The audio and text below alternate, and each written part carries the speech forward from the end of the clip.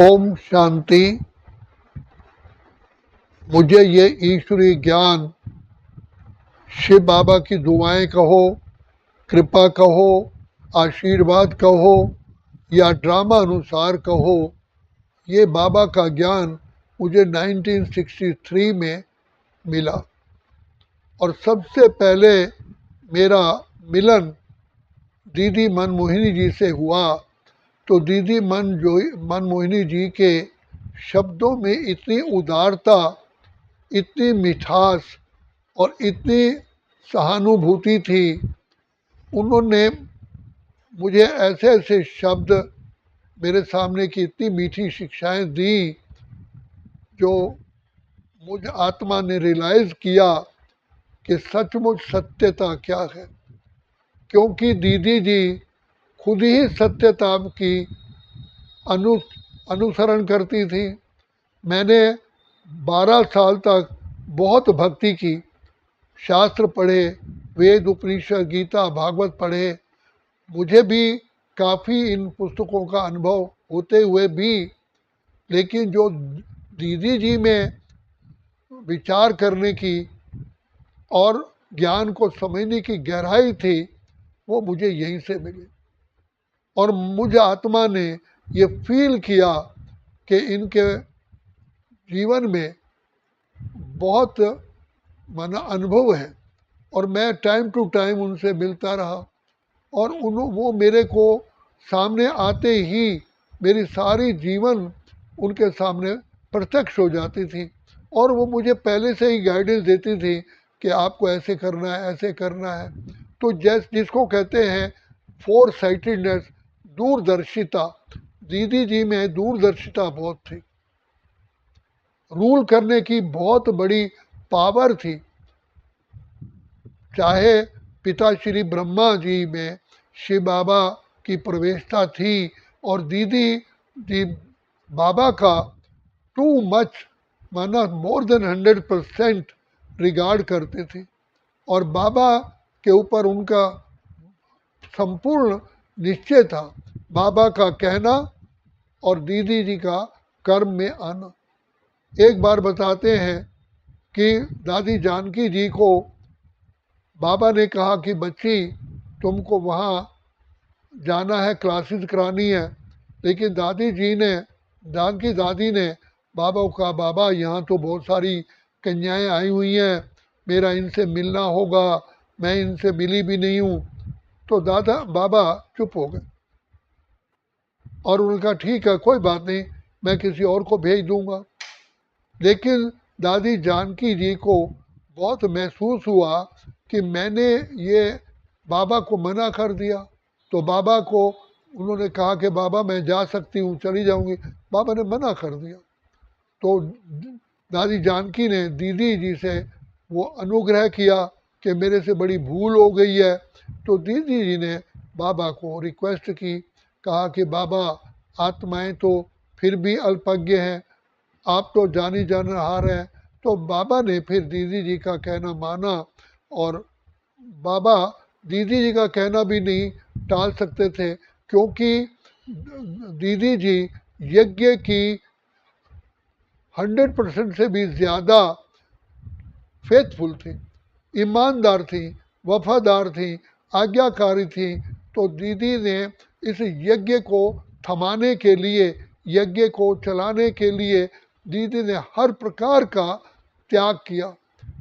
चाहे previous life दीदी की बहुत धनाढ्य घर से थी, बाबा के जो बाबा की लौकिक जीवन थी उससे भी उनके पिताजी ज़्यादा धनवान थे। लेकिन दीदी जी एक सेकंड में ही मोल्ड हो गई, कहा कि नहीं, ये मेरी जीवन तपस्वी जीवन है और मैं परम पिता परमात्मा के कर्तव्य में सहयोगी बनूंगी।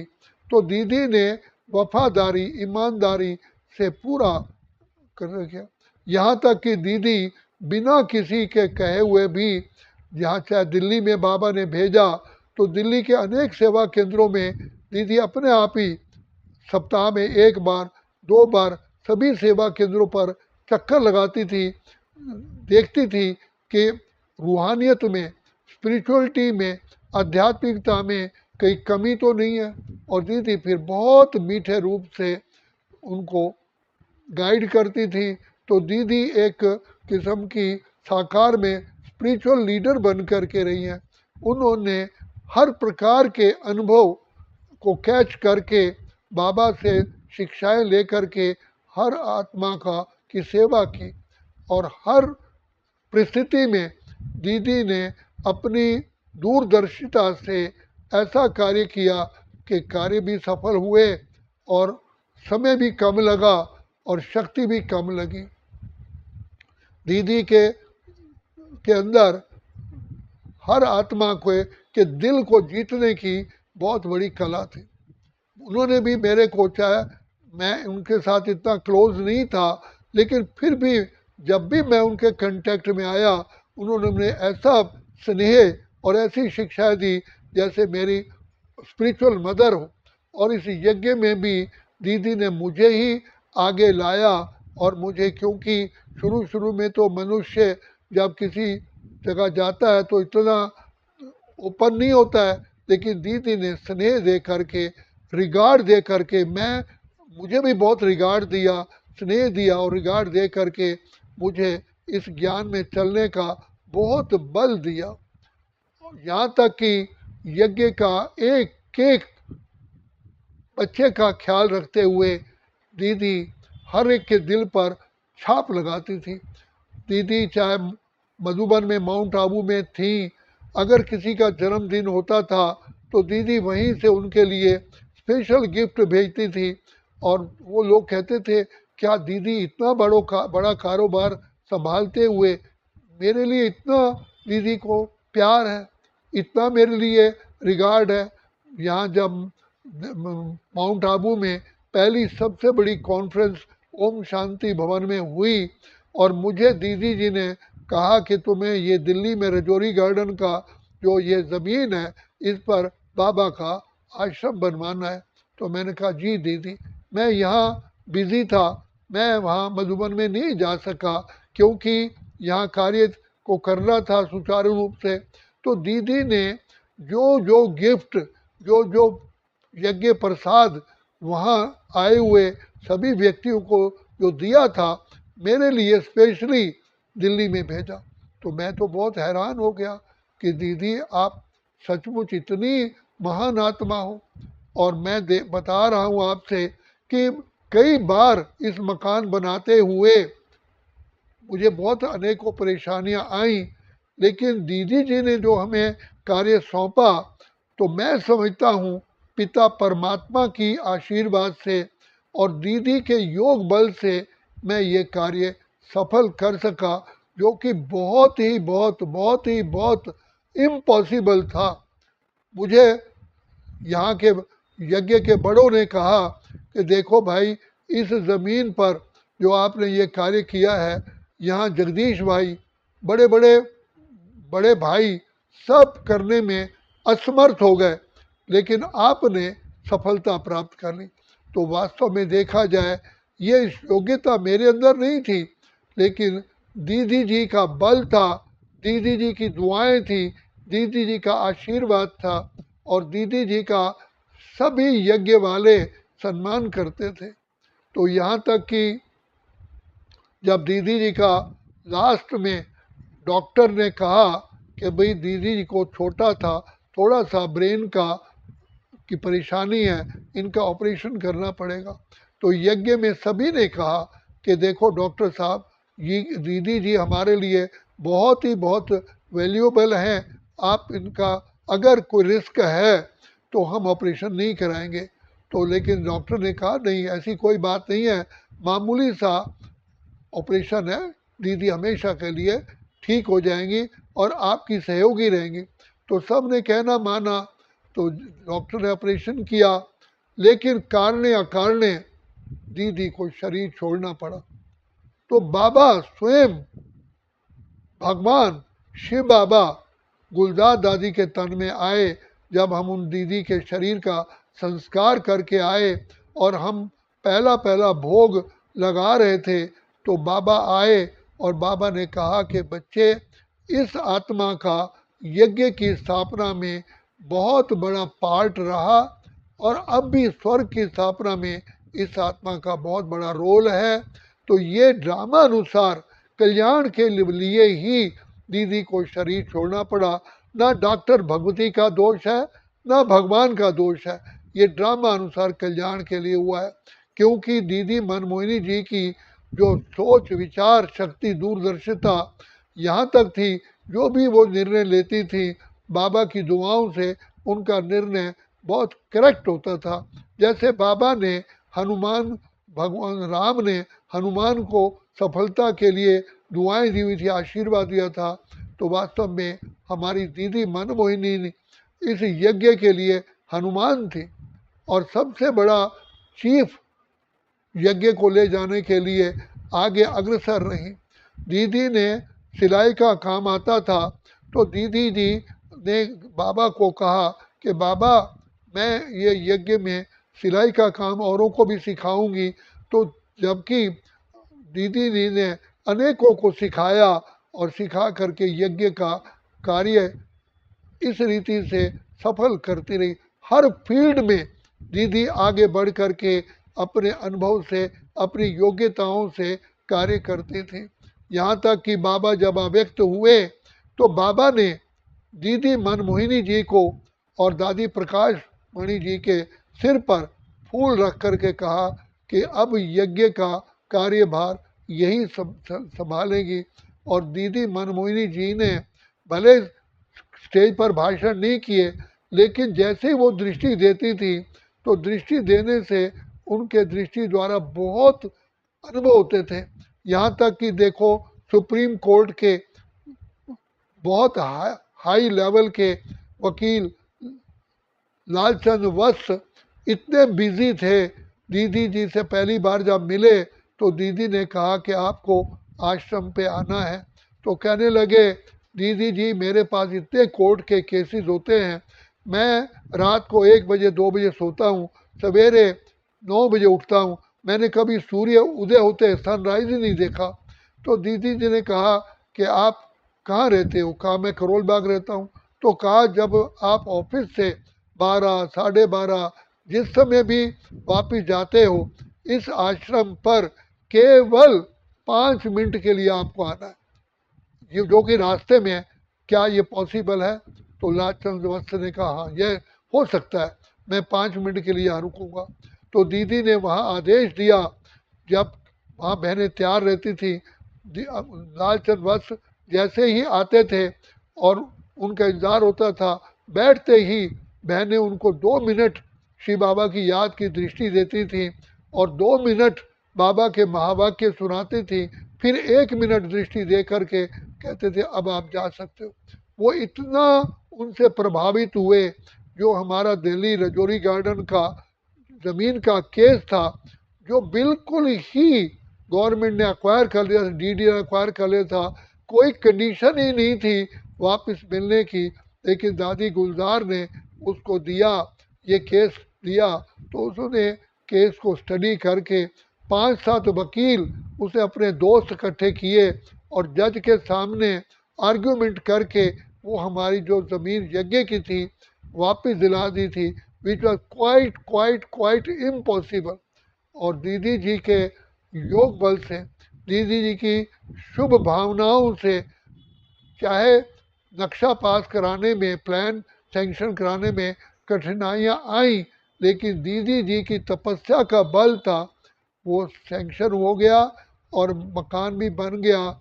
और आज वहाँ पर कोटि कोटि आत्माओं की वहाँ सेवा हो रही है।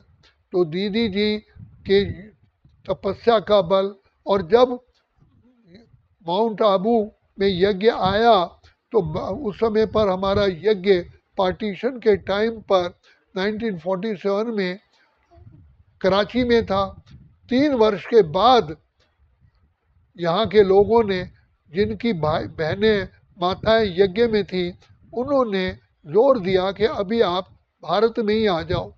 तो उनके लेटर्स गए, फिर बाबा को पूछा गया तो बाबा ने कहा अच्छा बच्चे जाओ, 5-6 व्यक्ति जाओ, सारे भारत में घूमो, ये सारा इतना बड़ा यज्ञ कहाँ आना चाहिए, क्योंकि 350 व्यक्ति थे, कोई दो चार नहीं थे और इतना बड़ा यज्ञ चलाना है।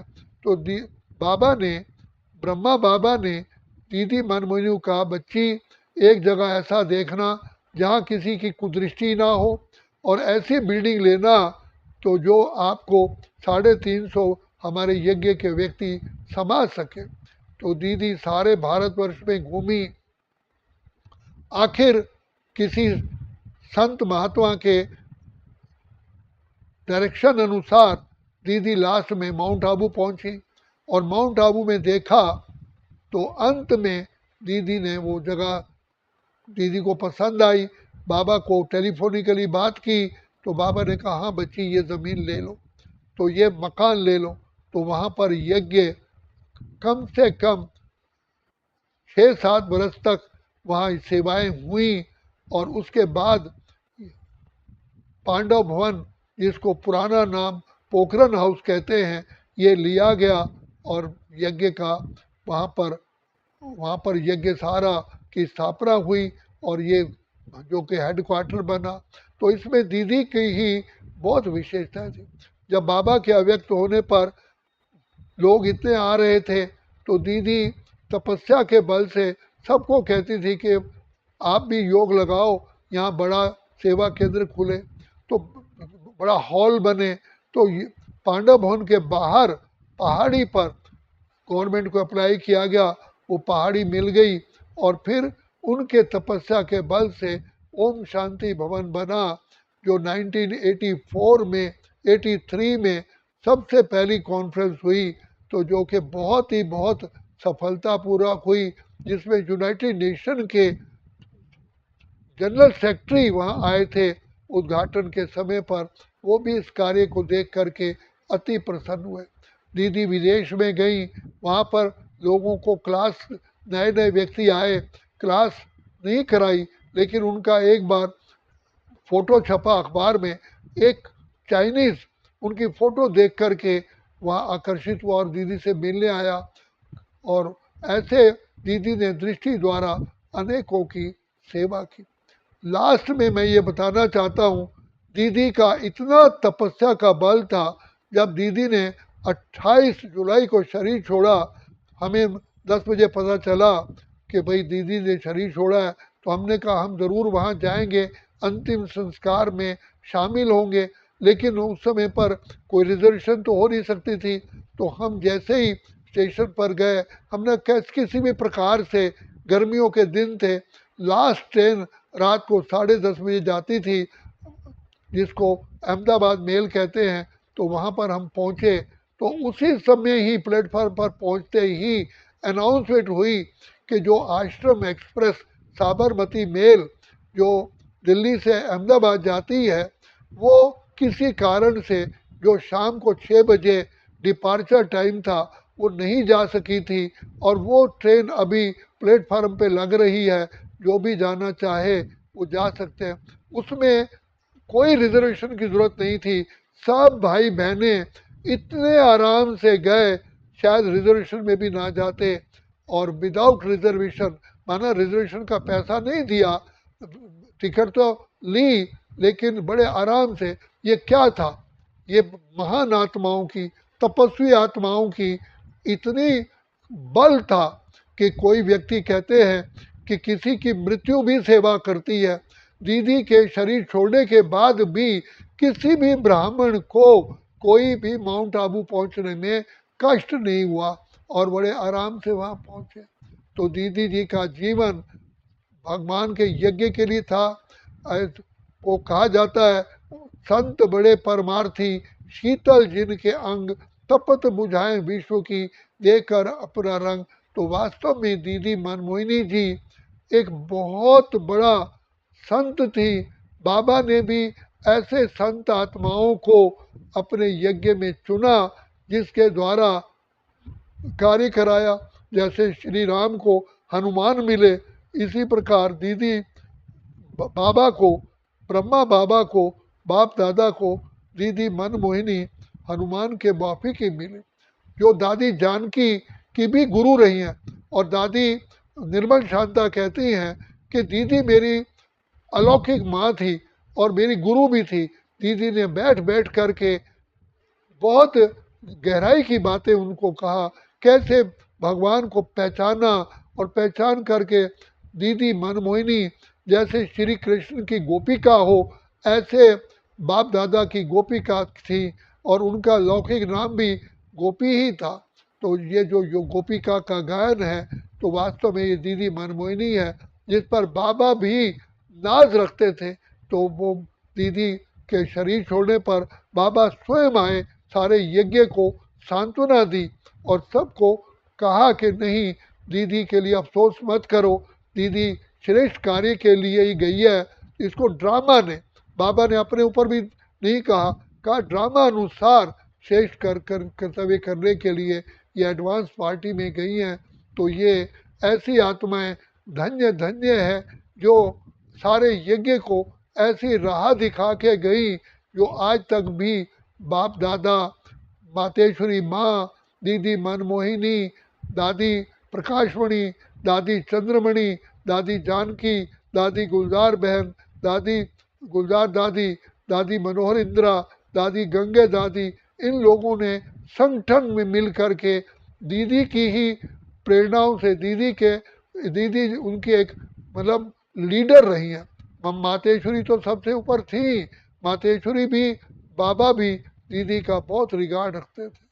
तो दीदी एक एक की आंतरिक स्थिति को जानते, जैसे डॉक्टर नब्ज को पहचान जाता है कि ये आत्मा कितनी कैसी है, दीदी मनमोहिनी ने भी, चाहे मैं बहुत साधारण था, मैं बुद्धू था, लेकिन दीदी मनमोहिनी ने मुझ आत्मा को पहचाना, और ऐसा बाबा के द्वारा मुझे इतनी शिक्षाएं, इतनी दुआएं, इतना आशीर्वाद, इतना प्यार दिलवाया कि मुझे आज इस यज्ञ में चलते हुए 62 वर्ष हो गए। ये इसके पीछे बाप दादा, दीदी मनमोहिनी, मातेश्वरी जी, दादी प्रकाशमणि, दादी गुलजार, दादी चंद्रमणि, दादी मनोहर इंदिरा, इन दादियों का मुख्य हाथ रहा। तो जैसे कहा, तरुवर फल नहीं खाते, नदी न संचय नीर, परमारथ के कारणे साधुन धरा शरीर। ये दीदी मनमोहिनी का सचमुच जीवन यही था कि भगवान के यज्ञ के लिए ही उनका जन्म हुआ था, और वो एक लाइट हाउस की तरह मार्गदर्शन रही। लेकिन बहुत बहुत मिठास से इस यज्ञ में अनेकों परीक्षाएं आई, लेकिन दीदी मनमोहिनी जी ने सारी प्रॉब्लम्स को हल करने में 100% से भी ज़्यादा उनका सलूशन ढूंढा और किया। तो कई आत्माएं होती हैं जिनके चरण पड़ने से नदी भी अपना रुख बदल देती है। परमात्मा को भी ऐसी आत्माओं ने इस धरती पर खींचा, जिस कारण हमारा भी परमात्मा से मिलन हुआ। ऐसे कोई आत्माएं होती हैं जिनके कारण भगवान को भी आना पड़ता है, और उनके कारण हमने भी लाभ उठा लिया।